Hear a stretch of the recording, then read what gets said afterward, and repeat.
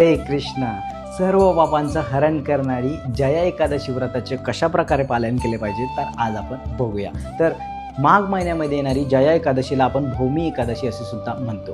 तर तुकाराम महाराज म्हणतात, ज्यासी ना आवडे एकादशी तो जिताची नरक वसे. म्हणजे ज्याला ही एकादशी आवडत नाही तो जिवंतपणे नरकवासी आहे. म्हणून प्रत्येक एकादशी व्रताचे आपण पालन केले पाहिजे. तर या एकादशीला जर आपल्याला सर्व पापातून मुक्त व्हायचे असेल तर 3 प्रमुख गोष्टी केल्या पाहिजे. तर पहिली अशी आहे की ब्रह्ममुहूर्तावर आपण उठले पाहिजे आणि भगवंतांचं नामस्मरण केले पाहिजे.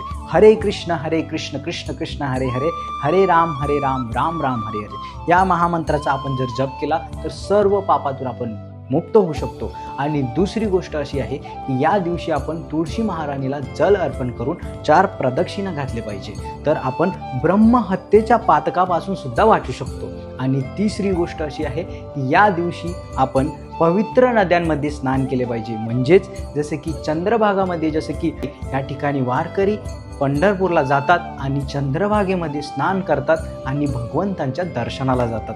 अशा प्रकारे आपण जर या एकादशी व्रताचे पालन करू तर भगवंत आपल्यावरती प्रसन्न होईल आणि या एकादशी व्रताचे पालन सुद्धा होईल. जया एकादशी महोत्सव की जय. हरे कृष्ण. धन्यवाद.